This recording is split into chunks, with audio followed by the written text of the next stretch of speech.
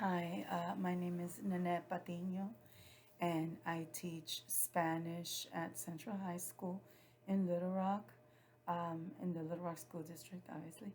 And in my video, um, the focus was having students work on some vocabulary for our new unit. And so we were using the Freyer model to collect information on the actual word so that we can have a deeper context of what the word is and be able to use it more understandably, right? And with more conviction when we are having our conversations, right? So the topic that or the unit that we are working on is global challenges, and the focus for that video is um, war as a global challenge. So this time of the year, because this is the end of the school year, I was focusing on three goals, which are element 7, which is processing content, element 8, which is recording and representing content, and element 9, using structured practice sessions. And that is what I try to do in the video that I have um, on file. Sorry. So, so the reason why I chose, we'll start with this one. The reason why I chose um, the growth goal 7, processing content, was because I wanted for the students and for myself to be able to use this new form, which is the Freyer model. I've heard of it before, and I've done some vocabulary um, activities with the students, but I hadn't done the Freyer model. And so it was something that I wanted to do with this particular group. And I decided that I wanted for them to use 5 different language domains, and we would be able to incorporate all 5 of them in this activity using this specific um, uh, structure, right? And the content obviously is about war and global challenges, and then the language is all connected to war. And so then I wanted to make the connection to what we're experiencing right now in terms of the Ukrainian and Russian conflict that is occurring. And so we have been having those conversations, and we did brainstorming, and we did a chart. I created that information into a matrix, and you see some of that information in the video as well. And so here, let me just go back. So I wanted to use processing content as a focus, right? And what I wanted for the students to do is to be able to explain the uh, word in Spanish and what that word meant, and then have them use the strategy of the Freyer model to really help them make a connection, because the Freyer model has 4 specific areas where they have to do the definition, they have to write some historical context where they're connecting the word to, they have to write 5 terms that are related, so synonyms or words that help them to make words or phrases that help them understand that word a little bit more deeply. And so those, and then they had to make an illustration. So I wanted for the students to be able to have different levels of understanding so that they would be more comfortable, so that it includes exposure, right? Repeating the word and looking at it in different situations always is a benefit, right? And so I put down that I was developing in that initial score with a 2, because I hadn't used the Freyer model, and so that's why I'm putting that 2.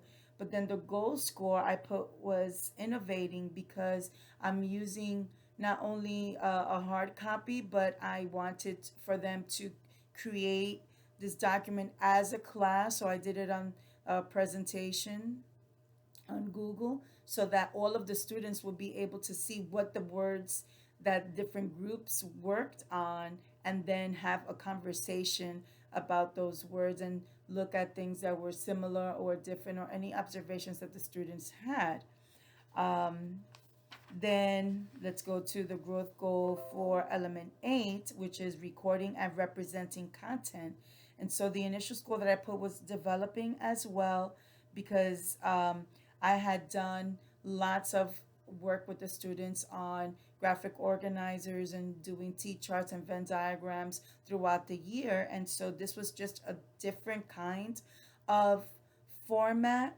Um, and because I didn't use it before, so I put myself developing. The goal obviously is also innovating because I'm using uh, language domains, I'm using technology, also visual learning, and so I'm incorporating many uh, different aspects for students to record information and be able to present their understanding, and that's where the illustration for the word comes in. Also, uh, my goal was for the students to be able to produce a summary with the critical information that they're understanding, right? Because if we're using historical context, then they should be able to understand that in context and using that information to solidify uh, that particular word and then be able to use it in a summary. And so that's what the students were supposed to do, and I think that they were successful at it, as in a little bit you'll be able to see. And then the third goal, growth goal, was 9, which is using structured practice sessions. And so the initial score that I put was 2, developing. Again, because I think that this model was new, and so that's what I classified myself under. And then the goal was applying. I want to be able to have the students apply their knowledge more effectively and efficiently. And so I also wanted for the students to be able to engage in these practices and ask questions that will help to increase their competence and their fluency in their Spanish language skills after they practice. So I had them do several of the Freyer models with different words in a specific category, right? They're all related to war, but they were all different kinds of words. And so then they would be able to share the words with the other students after they did that independent work. So they're practicing how to find the word, how to pronounce the word, how to use the word in context, and how to make a visual connection to that word so that it continues to have an impact. And the Friar model was a way for me to do it. Now, what I want to tell you is I'm using this scoring sheet right here. And so, looking at the 10 uh, design areas, I gave myself a score. I hope I did this right. Um, I gave them in the video, it was a rubric. I didn't write it large like I would normally do, but I put it and I shared it with the students. Um, and it, so then I put providing skills and rubrics, I put a 2. Um, and in, oh, so that's for right, that's for feedback, providing and communicating clear learning goals. So I shared that with the students and I told them in order for them to get the 10 points for that activity, they had to give me the definition and the illustration, the historical content, and terms that were related to the word. And so I told them that several times on camera. I showed, but when I was off camera, I also shared that information with the students.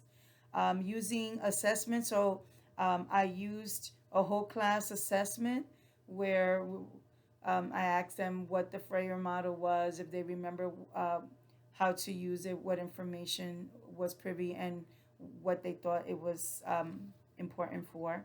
Now, for conducting direct instruction lessons, I checked off helping students process new information. I put a 3 down because that's exactly what the Freyer model is doing, having them look at the context of war, but look at the vocabulary that's needed in order to be able to articulate their perspective, their opinion, and their thoughts.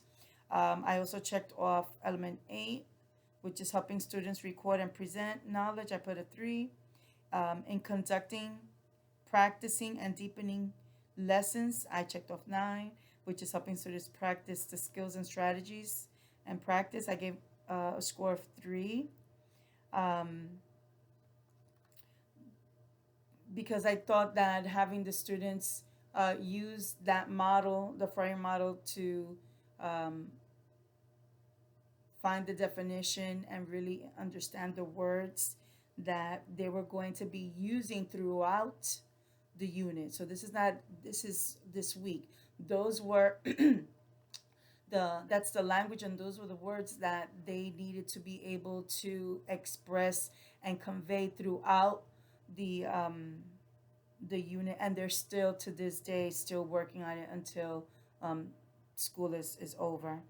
Um, I went down to conducting knowledge and application of lessons. Um, I didn't put anything down there, even though if I'm thinking about it right now, maybe engaging students in cognitively complex tasks. I don't know if doing the Friday model was a cognitive task in itself, so I didn't put anything there. For strategies that appear in all types of lessons, previewing new content, I put a score of 2. Element 17, reviewing content, I put 3 because we're reviewing the words. They have seen it a few times when we had done the initial previewing and then the brainstorming um, prior to this exercise. Um, revising knowledge, 3, and element 19, helping students reflect on their learning, 13, and you can see that at the end when they're sharing in partnerships what their summary was, and using that language um, as clearly as possible. And element 21, helping students elaborate on new information. So I did a little sort of summary there, sort of like reteach and touch again the purpose of using that Freyer model as a strategy for learning. Um, for using engagement strategies, I checked off using physical movement because I had the students talk to each other, move, go to the back of the room, go to the front of the room. So I would say perhaps that was a 2 maybe. Maintaining a lively pace.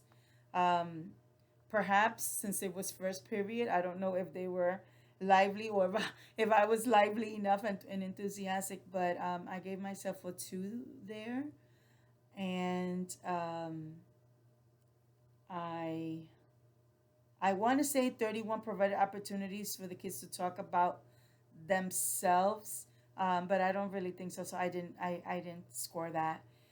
Implementing rules and procedures, the students know how things flow in the classroom.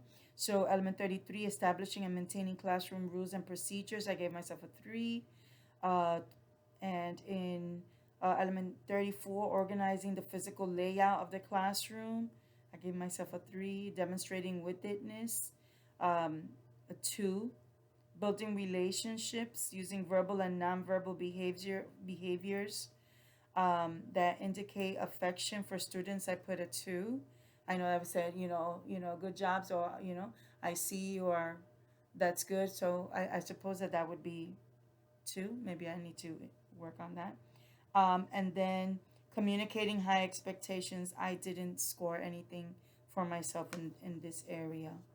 Um, Now, I'm gonna tell you about these. I think I have to share about this as well. So when I looked at all of the 43 elements very deeply, and I looked at the teacher evidence and the student evidence, I looked at all of them. I focused on the ones that I have for the three growth grows for myself.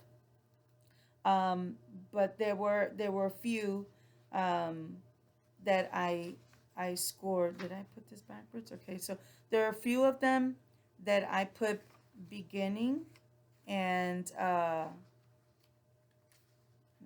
got this separate. Um, a lot of the teacher moves I've done, I was a little bit uh, concerned about understanding where it says I systematically. So is that, to me, is that meaning that I am consistent, right? So it's a system, right? Systematically doing that. Does it have to be like if I'm doing it 2 or 3 times in every class? Am I doing it over a short period of time? So I try to analyze this the best way that I could. And so if there's something that needs to be revisited, then with the feedback that you would give me, I would be able to do so. So I looked at the scales. And so for my course one of the focus was element one, providing scales and rubric. And so I feel confident that the students were, that I'm understanding what the rubrics and scales are. I just, in this particular video, I guess I didn't put as much of an emphasis on it. And so that's why I wrote it out and then I shared it with the kids, but I didn't share it like in the PowerPoint like I had done in previous lessons. Then um, for tracking, I think for tracking, I put myself as a beginner. For some reason, I wasn't too convinced about what I was doing. And so, um, although that's not one of the three that I chose, I do want to take a look and see how I can improve in that area as well. I do celebrate success with my students. Um, I guess I didn't put it in the video as perhaps I should, um, because I was a little bit concerned about the time, and even though the video is a little bit long, but when I spoke to my um, evaluator, Tom, before in my first class, he said that, as long as we are able to show what we needed in the video, that the length, wasn't too much of a concern. So I hope that was still standing.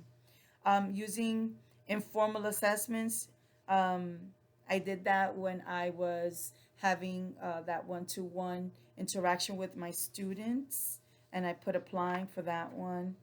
Um, so using formal assessments, did I just say that one? Okay, that was applying. And I would like to say that the students and I can improve in having more communication um, with those formal assessments. Um, so there's a lot of things that I can improve on, right? Chunking content was really good, and based on this activity, I had given the students days before the opportunity to do a formative assessment, talking about the the um, the global challenges, what they thought a global challenge was, what would classify as a global challenge, what were some words that they thought were in connection to global challenges, and then we did the brainstorm, right, when we did our word web, and they took down their notes, and I did it in English and Spanish.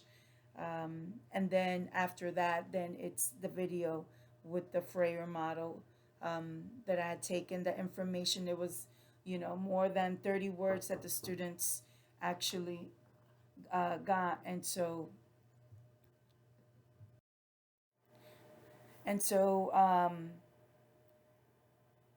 there's there's that element of chunking and giving the students small pieces of information so that they can see how I'm scaffolding it from something large and then just focusing a little bit more. And so in this particular activity, all the words were about war as a topic, um, even though those words can be also used in some other aspects of um, the topics that they had shared before. So when I did them in the matrix, I was able to just like solidify from those 30, or so words into the matrix of 16. Um, I could have done 20, but I wanted to be able to have them focus on, just a few. I know that five is too too little, but I want them to be able to really utilize them. And so I chose um, those 16 and put them in the matrix, and then they would go on to use it for the Freyer model, right, where they had to choose that four. So I'm trying to do the chunking in that sense. Processing content.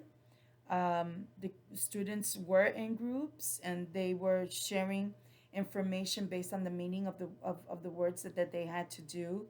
Um, they were in, I wanted to do a think per share. I guess it didn't work out that way. The kids were not as expressive as in other times, but they did know what the expectation were. They knew how to be actively engaged.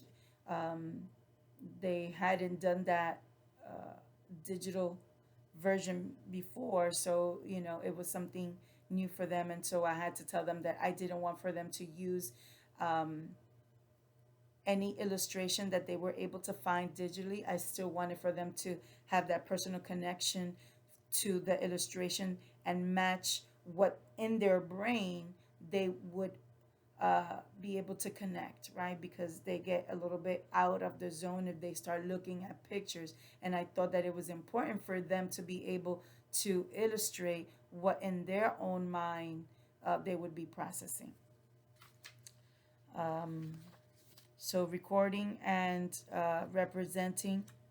I thought the students were able to represent with uh, non linguistic representation. So, again, the illustration fits that particular aspect. And so the students uh, had to do a summary afterwards. So they're using the Fryer model, the information that they're getting from the vocabulary, and then being able to use it in a summary of uh, the global uh, challenge of war, right?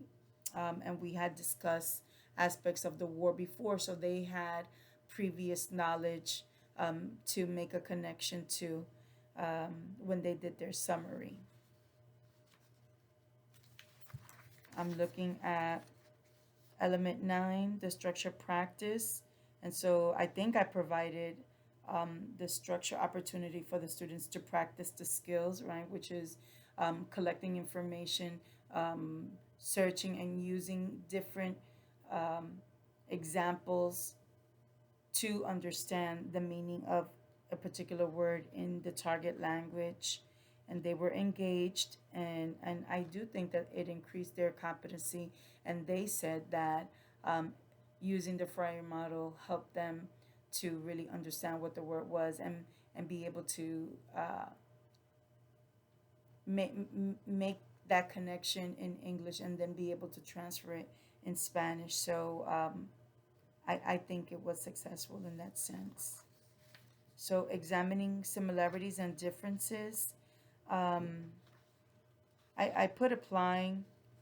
I think that in this particular video, it wasn't very apparent.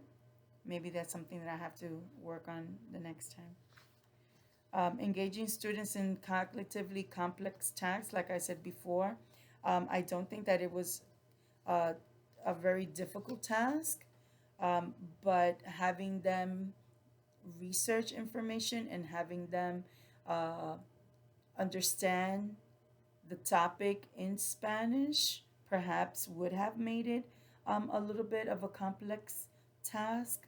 Um, so I like to get feedback from there also. Providing resources. I gave the students a hard copy prior to actually doing the digital copy, and I gave them the digital copy. I gave them the matrix that they would have the words on, and reviewed the words in Spanish as well. So I think that worked well there. Generating and defending claims. Um, I'm not really sure if that was met in this particular video. I've done the claims before, so that's something that I would have to reconsider here. Highlighting critical information, I think we did that when we're looking at the historical context, if if that makes sense. Um, and they were able to explain why we were analyzing those historical contexts in terms of how the word, the vocabulary word, was introduced, so that they can have uh, a connection to it. So here, reviewing content, I put applying. I said that before. um, and it says systematically have the class summarize previously learned content. So I suppose, because this is one of the early lessons within the unit, I can consider that the brainstorming and the conversation prior to this lesson would be what I'm summarizing, right? Just reviewing what the information is, and the purpose that we were studying these global challenges were. So I'm thinking that's good. Revising knowledge, I put down, I was beginning, I guess. I'm not sure if I understood a little bit of what this revising knowledge would actually be. So systematically providing feedback to students on assignments, and let students revise the assignment. So the students have done that, but in this video, I'm not really sure that I touched this. Okay, I'll do better. Reflecting on the learning. Um, Again, it says, like the questions, and what would you do differently or improving your learning. I think in this particular video, this doesn't come exactly to the case, but the students are reflecting when they are having conversations about the effectiveness and of using this particular Freire model. So I'm saying um, this is something to look at a little bit more deeply. Elaborating on information, it was good, um, but sometimes the students are not sharing some information because they're shy, and so I give them some wait time. I give them different examples. I'm not sure if in the video um, that is evident enough. But I did ask the students questions when they asked me questions, and I'm not sure if that was heard um, in the video, but we'll see. Noticing and reacting when students are not engaged. I know that was a student that looked at her phone. I didn't overlook that.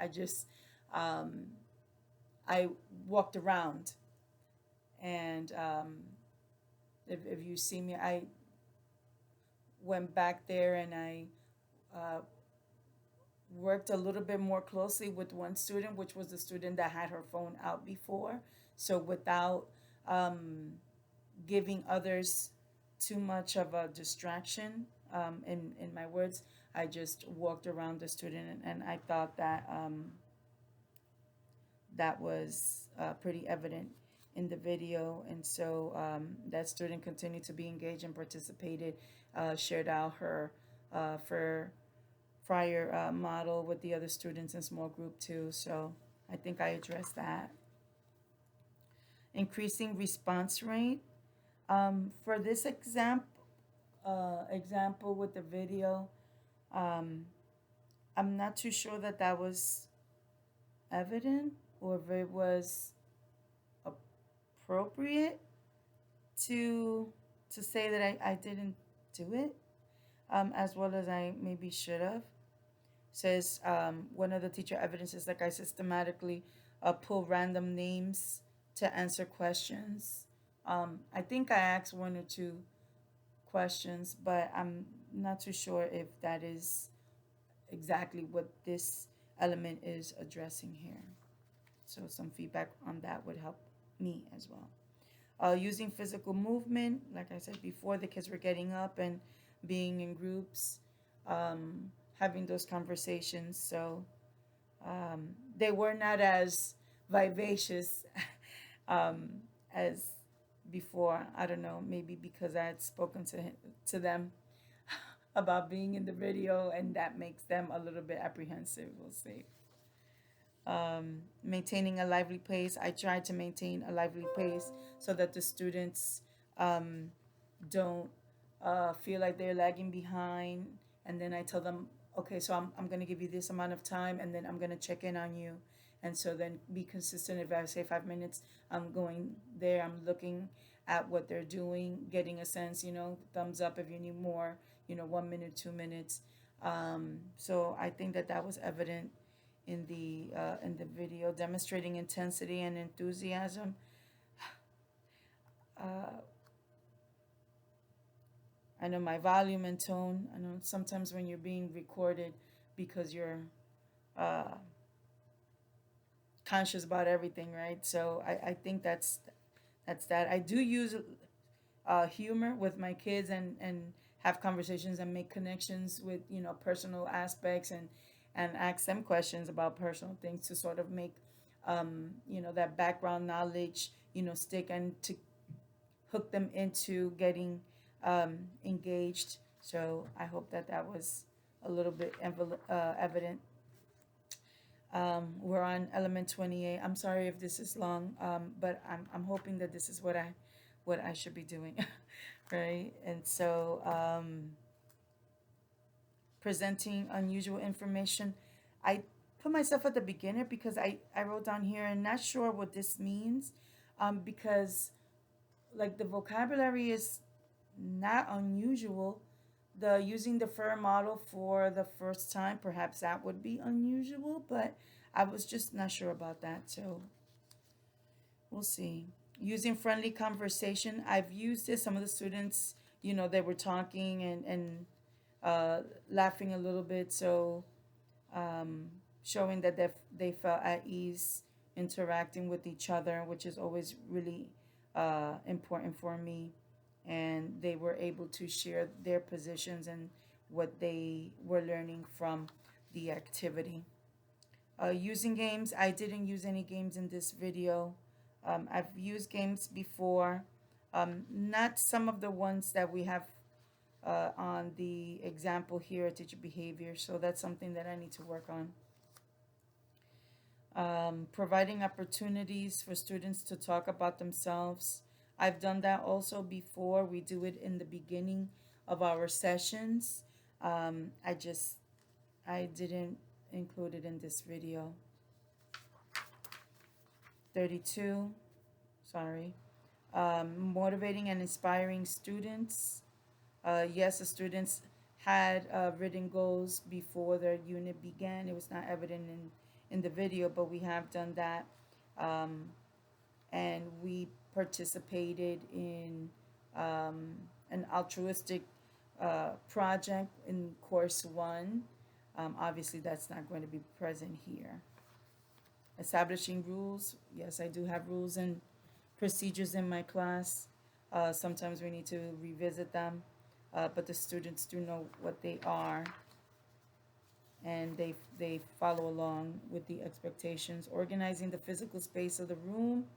Um, uh, I don't know, my classroom, the chairs are sort of in a row. We move them around when we need to get into groups if we're doing Socratic seminars or um, different kinds of interactions. And so I do move them around. I have information that the students can use in the classroom to support their learning.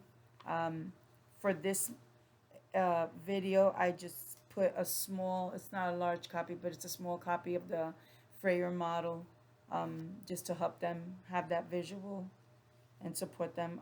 Demonstrating with itness, um, I think I put a 4. Actually, I put innovating, is I think that is done well. Um, and there was no disruptive behavior in my class, and if something like that were to occur, I do address it quickly.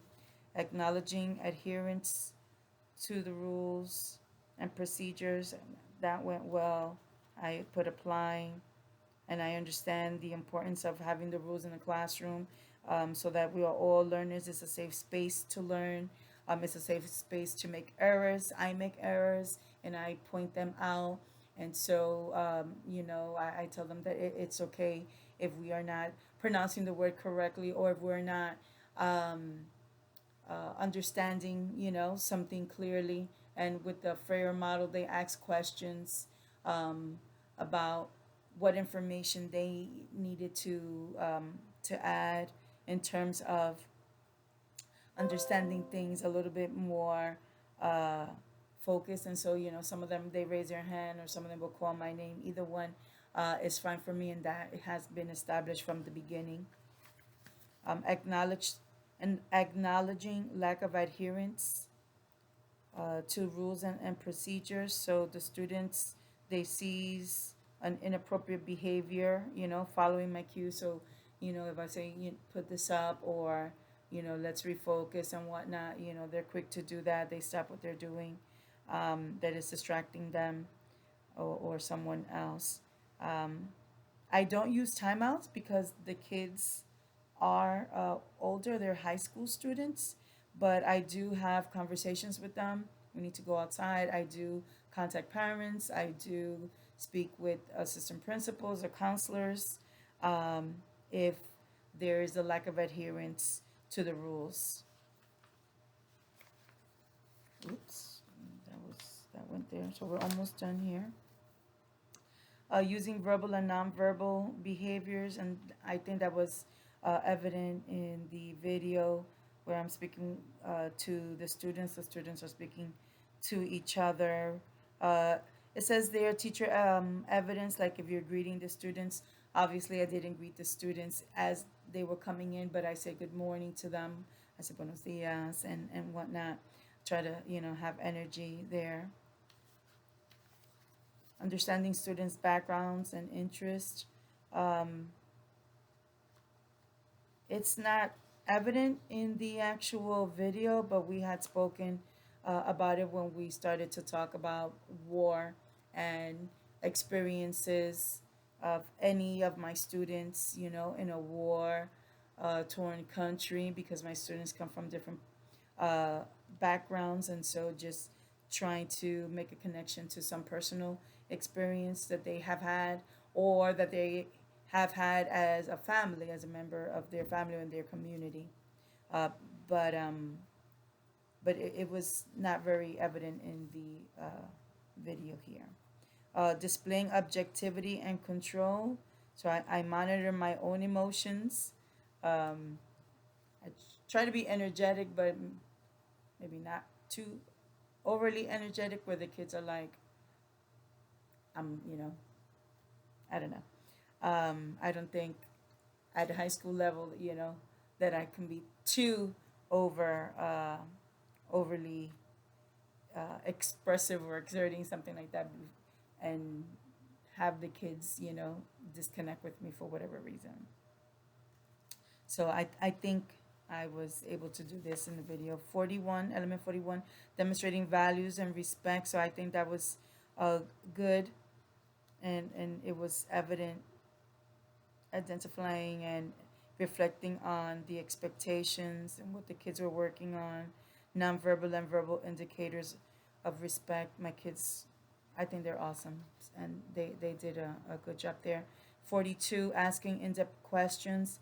Um, I think that in this particular video, there was not as many opportunities to ask in-depth questions. So I scored it a 3, but I'm not sure if I need to revisit that. And the last one, probing incorrect answers with reluctant learners. I did that with my student with the braids.